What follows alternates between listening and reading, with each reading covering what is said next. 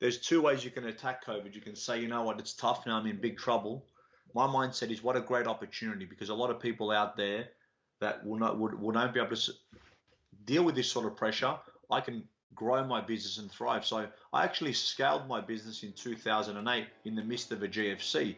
Similar sort of a mindset when people are going, Chris, now's the wrong time. I said, now's the perfect time. Because if you can sustain or grow a business through a GFC when things are tough, even through a pandemic, you're going to build such a good business. So now is an opportunity for people to audit what they're doing and ascertain exactly where the leakages are in their business, how they can expand. So for me, this has been a godsend. Personally, it's been a blessing in disguise. I'm auditing every part of my business, every part of my personal life. Has it been challenging? I'd lie to you if it said it wasn't. For you. Hello and welcome to another episode of The Mind to Lead. And today I'm absolutely honored because I'm sat down with an incredible businessman, CEO, serial entrepreneur, best-selling author, wealth coach, philanthropist, Chris Christofi. Chris, amazing to have you here today. Thank you very much for having me. Yeah, well, look, we kind of know each other. We've been on similar coaching programs before, but for those that don't know who you are, could you give a little bit of an insight, a bit of your journey into who is Chris and what's brought you to this point in your life today? Who is Chris? Happy-go-lucky father of four. Mm-hmm. I'm a Cypriot descent, so I lived in Australia most of my life. I lived in Cyprus from the age of 9 to 16. Where I got my first job, I was selling scratch tickets on the streets of Cyprus for my uncle. So when I had school holidays, he'd give me 32 scratch tickets. They're all on consignment. 30 I had to pay him to was my profit. Started playing pool at the age of 13. And it was a game and a passion of mine that I've had for many years, and working at my father's supermarket. So had a love of business at a very young age. Came back to Australia at 16, finished my schooling, tried to be a pro snooker player. That didn't work out.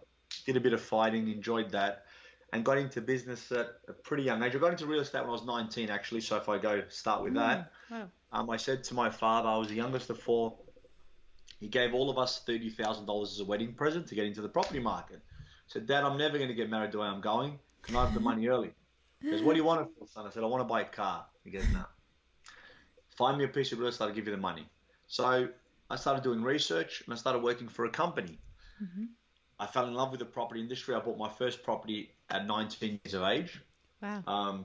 I bought multiple properties, and I became very good at selling. I was making hundreds of thousands of dollars as an income, and I bought 8 properties by the age of just after I turned 24. Mm-hmm. So I was doing well. At that time, the company I was working for went into receivership. I lost all my assets, my car. My son, I had a son at the time, still with us. He got bacterial meningitis. He became deaf. So within a space of 6 to 12 months, my son lost his hearing. I was in a failed relationship, and I lost all my assets. And I moved back in with my parents. So at that point, I thought I better do something. So I started my business. I thought it's a great idea to move back in with my mum. I had a debt of $348,000. I thought, what a great time to start my business. So in 2005, Wow. I started my business. That was the position I was in. So a lot of people say I started my business with nothing. I wish I had nothing when I started. I had a debt of $348,000, but it made me more determined. Wow.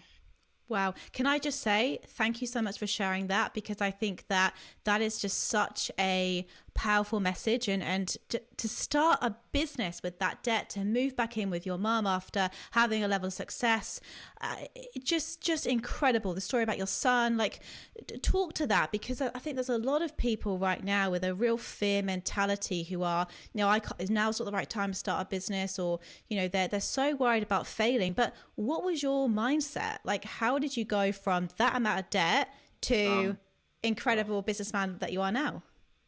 Well, thanks for that compliment. It's actually funny because as you're saying that, my hairs lift, because I thought it was the only time to start a business. So you can always look at things two ways. Adversity was at its absolute highest, and I thought to myself, I need to show up here. Now's the time I really want to see what I'm made of. So you see what people are made of under extreme pressure. And for me, I respond to extreme pressure. I had a great supporting network. I had my family around me, so I was very fortunate. And for me, COVID is obviously a challenging time for my business, but I'm going to tackle it with a smile on my face and make sure that I grow. So there's two ways you can attack COVID. You can say, you know what, it's tough now, I'm in big trouble. My mindset is what a great opportunity, because a lot of people out there that will not be able to deal with this sort of pressure. I can grow my business and thrive. So I actually scaled my business in 2008 in the midst of a GFC. Similar sort of a mindset. When people are going, Chris, now's the wrong time. I said, now's the perfect time. Because if you can sustain or grow a business through a GFC when things are tough, even through a pandemic, you're going to build such a good business. So now is an opportunity for people to audit what they're doing and ascertain exactly where the leakages are in their business, how they can expand. So for me, this has been a godsend. Personally, it's been a blessing in disguise. I'm auditing every part of my business, every part of my personal life. Has it been challenging? I'd lie to you if it said it wasn't. On Friday, being at home with 4 kids homeschooling, I had one goal in the morning when I woke up. My goal was to not punch my Apple computer. That was my only goal, to not put my face on the computer. Now, I'm a pretty cool, calm, collected person, but on Friday, with all the kids going, my computer was down. I had to virtually log on to someone to help me, and I'm not that computer literate. I had one goal. I said, you know what? Breathe, get through this.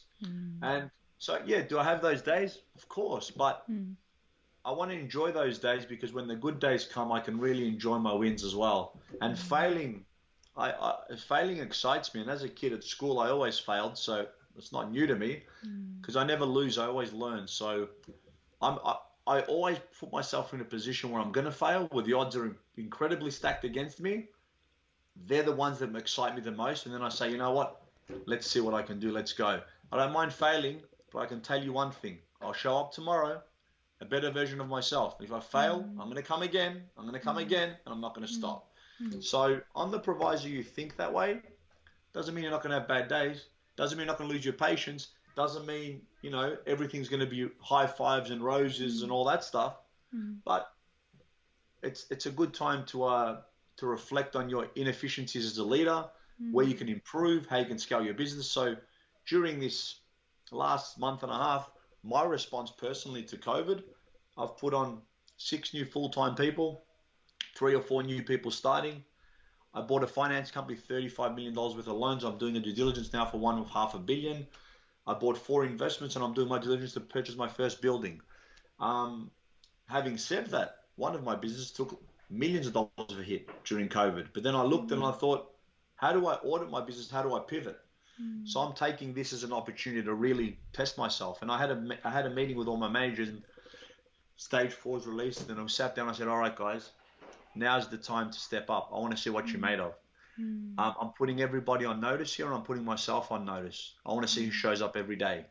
I don't want 100% from you now. I want 120% from you. So one of my mentors told me that. He said, if things are flying and cruising, I'm happy with 80%. But now when things are tough, I want 120%.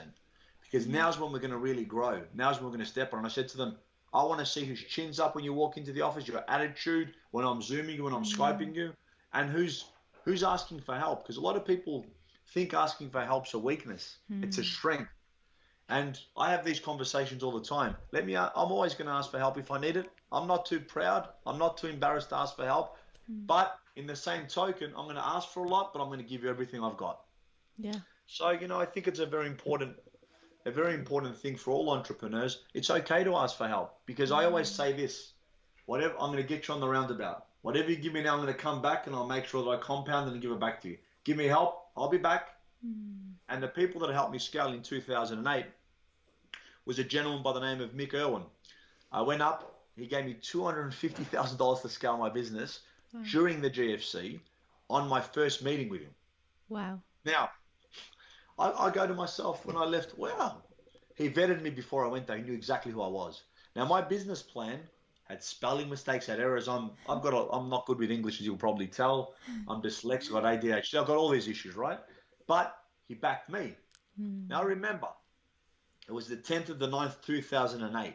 3:23 is when the fax came through. That's how long ago it was.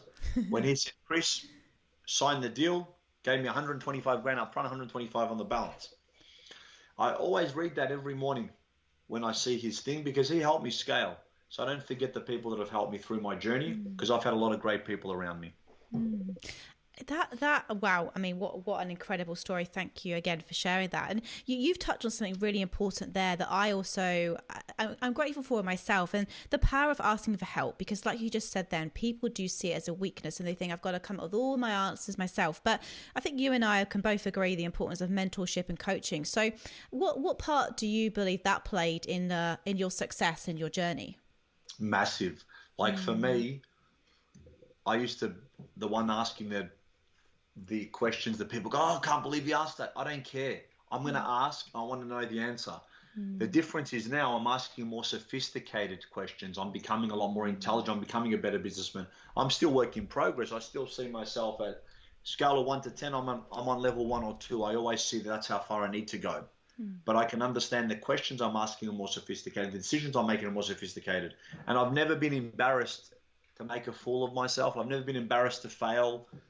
I'll take it in my stride, and I'll always back myself every time. Give me the same circumstance, I'm going to come back better every day. And they're going to say, you know what?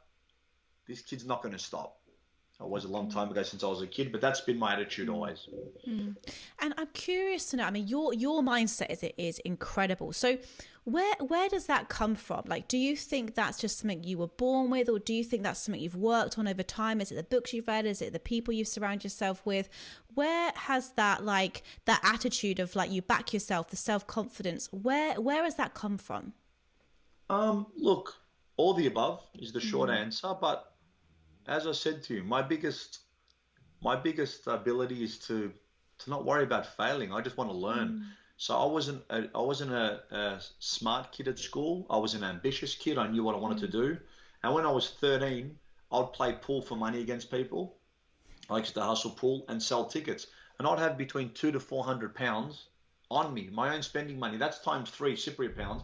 So we're talking 25 years ago, I'd have $600-800 in my pocket. That was my own pocket money. So I became independent, and I came obsessed with the idea of being independent and growing and learning.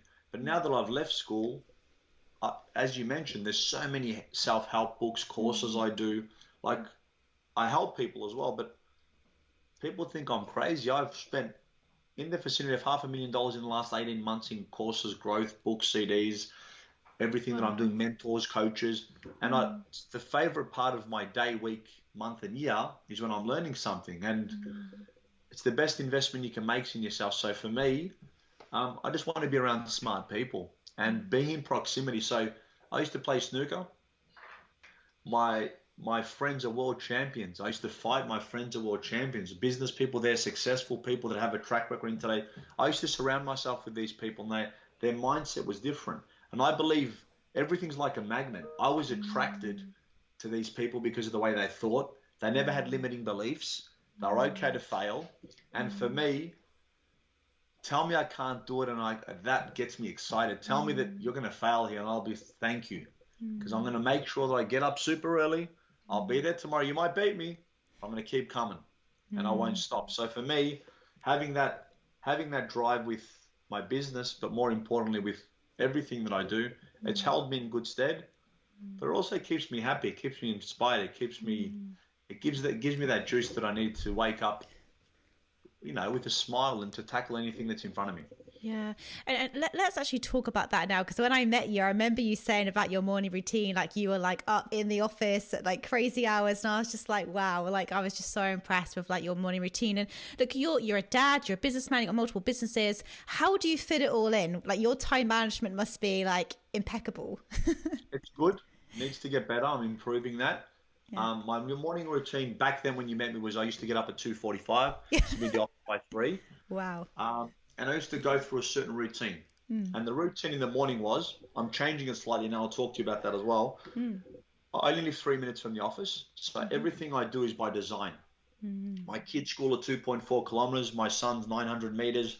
Everything I do is under 2.5 kilometers from my work, because I don't like traffic. It puts me in a bad state of mind, so I eliminated traffic by moving closer.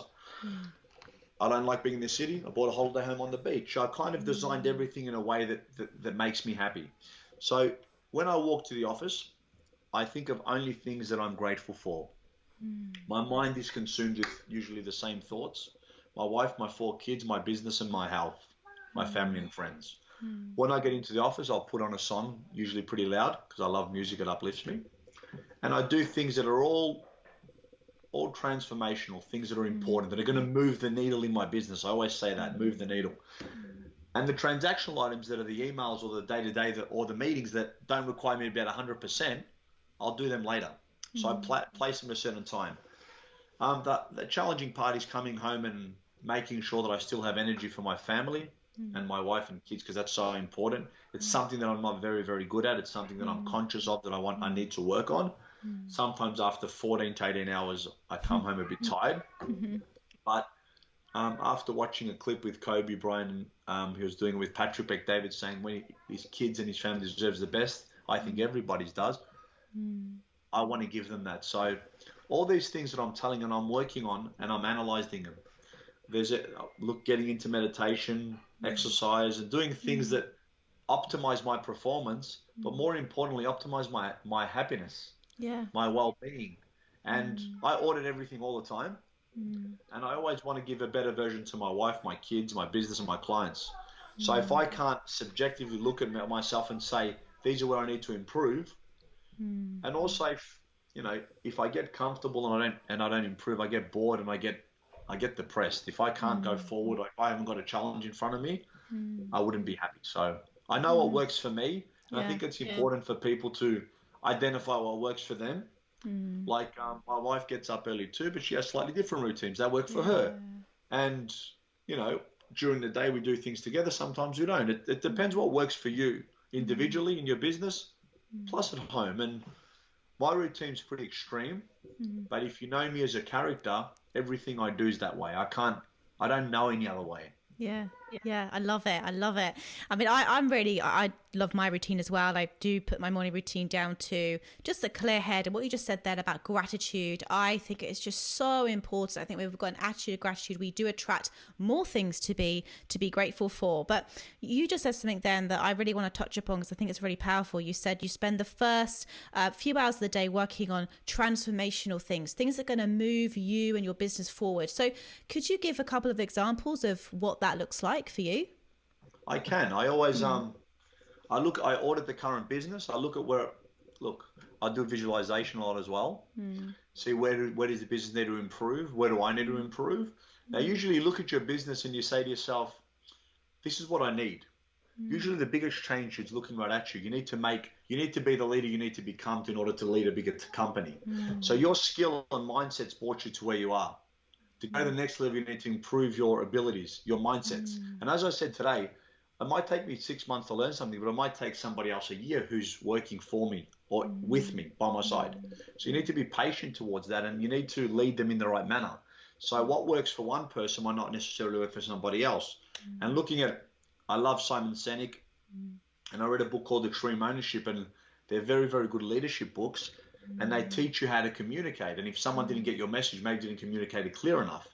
And if you can always reflect inwards, I think you are and you will be an even better leader, because you can only control internally. And I've said this so many times. I don't whinge, I don't complain. I say, what can I do differently and how can I improve and how can I help the next person? I don't want to waste my energy on what went wrong and how did that happen. I just want to learn from that experience. I want my team to learn. I want to grow, because being level-headed, I think, has never been more important than it is today with what's going on around the world with this pandemic. I'll ask you this, and I'll ask anyone. If you're having a really stressful moment, whatever that may be, you're running late. For me, if I run late, it stresses me. I'm running late to go to the gym, or I haven't paid a bill. If I come to you and I start yelling and putting more stress on you, how's that going to make you feel? More stressed. Is that going to help the situation? No. Do you want someone calm to say, whatever it is, don't worry, we'll fix it? Yes. So I have people coming to my office, they're freaking out. I go, before you say anything, take a breath, smile, because we're going to deal with it. Let's deal with a smile on our face, and I'm going to deal with it no matter what it is. Don't worry. Wow. And they come in, they breathe. Yeah. When you smile, it also releases endorphins and makes you happier. And if I'm going to tackle something, I might as well smile. But knowing that it's okay, if you come in and you know that no matter what, you're going to be okay, and even if you make a mistake, we're going to fix it. you're going to tackle the problem differently, because you can't get out of a situation with the same consciousness that created the problem or that's in the problem. So you need to take your mindset out of that issue, and you need to become aware of what it is and have a different level of consciousness to get out of that problem. So when you're home and you're frustrated, and like I was the other day, I could not do anything productive. I know that and identified that. And I had a very off day. And I'm, not too proud to admit it. I don't care. It's me and I'm human. But I identified that. And I'm speaking to you on the computer, so my computer made it through the day. That was my one goal. And I wake up the next day and I'm back to myself. Yeah. My wife is very smart. She identified I'm having one of those days. So she wanted to get the hell out of here, which was I'm very happy that she identified that. And the next day I woke up, I made the guys some pancakes or breakfast. Said, sorry, I had an off day. Thanks for understanding. Yeah, beautiful. And when it comes the other way, I'm going to be understanding as well. That's it. That's it. That's so powerful, because I think, like, people beat themselves up, and you're so right. Sometimes actually when you're having an off day, the best thing you do is just step away, take a breath, and just like go to sleep and go, it's happened. I'm not going to beat myself up. Tomorrow's a fresh day. Move on. But look, you've had so much success, Chris, and you really understand, property and wealth, and you've written a book, which I'd love to talk a little bit about now. So the book is Your Path to Wealth. And talk to me about that. Like, what's the intention there? Like, what sort of inspired you to write the book? I was sitting on the dinner table with my wife. She was 38 years old. I was quite happy. Like, I've achieved my retirement twice, because, as I said, I lost it and got it back. And I always say the true testament to do you love what you do? If I was to write a check, whatever you want, I want to retire with 1 million, 5 million, 10 million, a billion. And I was to write you that check, what would you do tomorrow? My response is, I'm going to go back and go to the office and keep doing that, because I love it. Now I might take a bit of a break, maybe a day or two, who knows. But my idea is I love what I do. So I go, I want to write a book. Now this book is how I've put 3,000 deals together, how I rebuilt myself, the Reventon formula, how I've done over $1 billion worth of sales. And the reason I wanted to write this book is, yes, it's legacy. Yes, it's give back. Yes, it's paid forward. But 100% of the proceeds of this go towards a charity, which is very important to me. And the amount of deals that I want to create and do, I can't do them by myself. So if I can help people through a book that I wrote, which I'm very happy, as you mentioned, an Amazon bestseller, if I can help people through teaching them and helping them, coaching and building wealth, so be it. But more importantly, I always say, I go to people that are actively doing what they say they're doing. I live and breathe this stuff. I buy and sell multiple properties. So the last couple of years I purchased 15 personally, and I wheel and deal a lot in real estate, which I hold. I'm not just telling you, hey, buy my book, real estate's great. I'm saying I've been in real estate for 21 years, I've done 3,000 deals, I've rebuilt an empire twice, I have a team of over 50. We know what we're doing. We've got a collective years of 250 years experience with our team. My wife's now launching her products and brands. I'm so proud of her being showing females at how important being independent is, talking to them about mindset, talking to them about money. She's the one that she teaches me a lot about health, mental well-being. Now I've got an incredibly good mindset, but when it comes to health and what you put in your body, I wasn't the best, I'll be honest. She's obsessed in that stuff, and she's had a remarkable impact on my health and our kids. And I think health, health is wealth, yeah? Yeah. Health is wealth. So it's very important. So and you mentioned in the morning how you wake up, it's the most important part of the day, because it's going to set up your whole day. It's the momentum. Compound effect. Imagine having compound effect of a good mindset, of a good decision, of a great decision. It's going to really take you forward. And waking up just with a smile, good morning, have a cup of, tea, coffee, whatever it is you do, listen to a song. It's very important to do. And being conscious of what throws you the other way.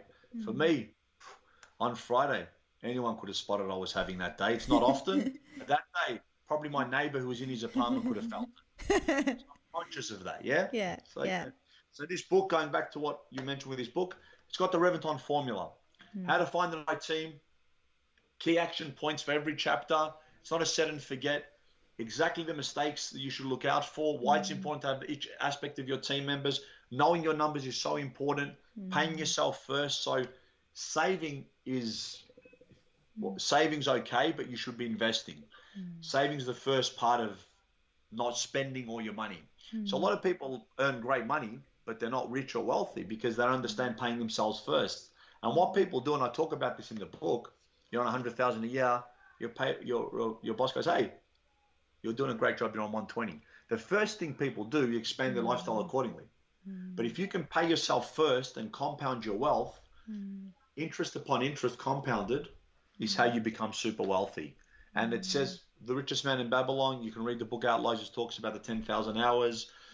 It's all in my book. Robert Kiyosaki talks a lot about it. Rich Dad, Poor Dad, Cash Flow Quadrant. All these books are great for that. Richest Man in Babylon by Napoleon Hill. All these things are great. My wife talks a lot about it. I talk a lot about it. And it's about conscious spending. And what makes what I do unique in my wife, I don't tell you save every dollar and you're going to be wealthy and you're going to... Who wants to do that? I want to save some of your money, but also it spends things that make you happy. Understand that you might want to buy a nice watch. That's okay, but invest first. You might want to go on holiday and go first class business. That's okay, but invest first. Yes. Go through the motion and get to that level. For me, when I was a kid, I thought I saw all the finer things in life, and I never said, I wonder what that's like. I was saying, I deserve that. I need to feel what that's like. I want that. And I would always aspire to it. And in my mind, that was never too big or too good for me. I should be there. And in turn, I wouldn't say manifested it, but I knew that I belonged there. And that was the most important part. I deserved to be there. And I believe that. And there's only one person that can tell you you're right or wrong. That's yourself. Yeah. Last year when I got invited to Necker Island to spend 6 days with Richard Branson. When I landed, I felt vindicated as an entrepreneur, but also in my mind, I thought, this is where I belong. I deserve to be here. Yeah. That's how my mind works, because I thought, I will do what I need to do. I'll work up. I'll do my 14, 15, 16, 17, whatever it takes, I'll do. Is where I belong. And I think some people don't, they might not have that self-belief to begin with, but that's okay. Hang around with people that do, because they'll rub off on you. And they'll make you happy as well. People that I hang around with, they just think different. Yeah. They're happier. They don't look at problems. They look at solutions. They, you walk away, you left, you feel inspired, you feel happy. And for me, my energy is limited. I want to spend my energy with someone that makes me happy, that I enjoy spending time with. Yeah. If the energy's off, I used to argue black and blue to try to convince my point. I don't argue anymore. You feel that way, great. I just go. I remove myself from the situation and I focus elsewhere. And it's given me a lot of peacefulness, I think, as a 40-year-old having that theory. Yeah, I love it. Well, like they say, you're the average of the 5 people that you spend the most time with. So, you do really want to pick those people very carefully, right? But look, so many amazing points you've made, Chris. But let's strip it right back. If you were sat with a new entrepreneur, somebody who was at the start of their journey, wanting to start a business, they have a reasonable amount of belief in themselves. But where would you just tell that person to begin? What would the first step be if somebody was thinking about starting a business? Make sure that you get advice from the right people. So basically, not a financial planner and telling you how to make money, not a personal trainer that's 150 kilos and telling you how to lose weight. Go to someone that's actively doing exactly what the results you want to emulate. Hang around with them. Read books. Understand. Socrates said it the best. All I know is nothing. That you're a student and you need to learn a lot more. And more importantly, the shortcut's very easy. There is no shortcut. You're going to have to put in the work. And if you love what you do, and it's very, very important, you never work a day in your life. Now, I'm very happy when I come home and see my wife and kids. But let me say, if I didn't have a wife and kids, I could work 30 hours a day. Yeah. And I'd be happy to do it. And I'm not saying having a balance is important. In some cases, mine's skewed towards work and my passions, and obviously at home. But the advice I'll give them is ask for help. Be surrounded with people that have the attributes that you want, loyalty, integrity, generosity, philanthropy, whatever it is you resonate with, and make sure they've got the results that you're emulating to achieve, because they've been down that road. And if I've done something in 10 years, and let me tell you, and I had a younger Chris, I'll do it in 3 or 4. So that's why I have a business mentor and a business coach, because I run things by them. They're my sounding board. And being an entrepreneur, don't be scared to fail. Have fun. Yeah. And if it was easy, everybody would do it. Like, you have your bad days, but you know what? If you didn't have your bad days, you wouldn't appreciate your good days. Yeah. For me, as I said, it's just, I don't know. I love what I do. And being an entrepreneur and meeting the people that I meet, like when I met Branson or when I go see my coach and my mentor, that's the highlight of my day and week. From a business sense, of course, I'm talking, Yeah. because I'm learning. Yeah. And the more you learn, the more you realize you don't know. Yeah. So the infinite game, Simon Sinek always calls it. Yeah. I love that. The Yeah. game is infinite. And it's all about levels of mindset, levels of wealth, levels of philanthropy, levels of generosity. And for me, I just want to keep getting to the next level. It's like playing a video game. Yeah. What level can I get to? And if you clock it, can I do it better? Can I become more efficient? Yeah. So it's hang around with people that you enjoy. Be okay to fail. Fail fast. Fall forward. And just remember, everybody helped you. When you get to that point where you're successful, don't forget that, and you make sure that you help other people. That's how you have a true impact. So why did I write the book? Going back to that question again, I wanted to have an impact. I wanted to help people. Beautiful. Beautiful. Wow. That is just such a powerful answer. I think, some people worry about, I've got to have the right website up. I've got to have the right products, and I've got to do this and have all these things in place. And they worry so much about getting it perfect. And I know, because I've been here myself, I can speak from experience, but you're so right. It's like, who is doing what I want to be doing? How can I learn from them and just continue just to grow and develop myself? It's just such powerful advice. I just absolutely love it. And Chris, I'll give you one more thing. Oh yeah, do. Progression is more important than perfection. Get out there and get it done. Yes. School teaches you how to succeed. Lucky for me, I did never succeed. I just made mistakes. Get out there and do it. Yeah. The hardest step is the first one. Second, third, fourth gets easier and easier. Momentum's built. And I say to my clients a lot of times, or the people I work with, let me ask you a question. The first time you got behind the wheel of a car, were you terrified? They go, yeah, I was really nervous. Okay. Do you enjoy the benefits of driving now, and are you competent now? They go, yeah. I go, why? Because I've done it so often. I said, so that repetitiveness creates competence. Competence creates confidence. You just keep moving forward and you create momentum. So just go. Say yes, move forward. You can't benefit from anything until you say yes. Yeah. Say yes, accept it, move. That's what I say. Absolutely love it. Well, Chris, look, final question for you, and this is quite a big one. So I'd love to know, everyone sort of just defines success differently, but how would you define success? Do what you want with who you want when you want. More importantly, I define success how people talk about me when I'm not in the room. To be a humble, giving human being for me. That's what's true success for me. Is people ask, you want to emulate certain people, whether that be whoever you idolize. I don't emulate people. I emulate words. So I read certain books in the dictionary thesaurus that I love, that mean something to me. Now, if you were to ask 5 or 10 people that know me inside and back to front, give me 3-4 words to describe Chris, I guarantee you they'll say at least 2 of the words that I read all the time, because all my actions are congruent to these words. So being a giving, humble human being, for me, that's success. Financial success is only a small element. For me, I need financial success because I love money, spending it and making it, and I love giving and I love being generous. And I think to have a true impact, you need to put yourself in a position of power to have true impact. And wealth doesn't define you. It doesn't build character, it reveals it. It shows who you are, accentuates who you are as a person. I know some seriously wealthy people that are great people, and other wealthy people that are very one-dimensional. So for me, success is, what do people say when you're in the room? Are you a humble, good human being? Do you treat everybody the same? Someone that you can't get nothing from, do you treat them with the same level of respect and manners? For me, that's why I do a lot of philanthropy work, and I love supporting people that are experiencing homelessness, because they're all human beings. The set of circumstance, that could be me. I treat people that I see on the street the same way I'd want someone to treat me if I was sitting there. And no one to get no benefit from me. You walked past, you gave me a smile, maybe a sandwich, a little bit of money. I treat those people exactly how I'd want anyone to treat me if I was in that position at that time.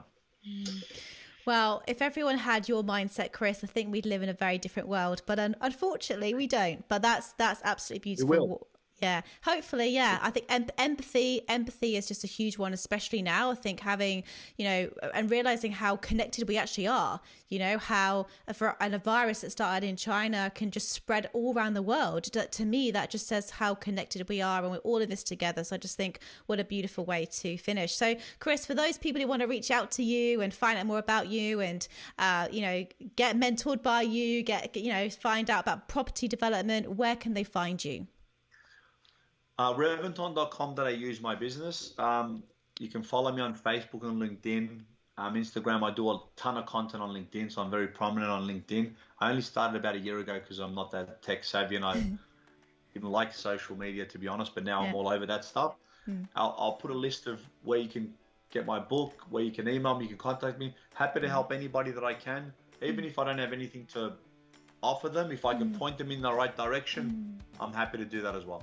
Brilliant. Amazing. Chris, thank you so much. And I really hope everyone who's listened to this has got so many key takeaways. My notepad is absolutely full. So Chris, thank you. It's been absolutely a pleasure speaking to you today. You're a wonderful human being and thank you so much. Thank you for having me. Thank you so much for listening to the Mind to Lead podcast. I really hope you got some great takeaways and key learnings from this episode. To help us spread the message, please give us a rating and leave us a review. We love reading your thoughts and your insights and your learnings. And look, reach out to me. Reach out to me on LinkedIn. I'm Georgie Hubbard. Reach out to me on Instagram. I'm Georgie L. Hubbard. Let's connect. I hope you have an incredible day and I look forward to speaking to you all again soon.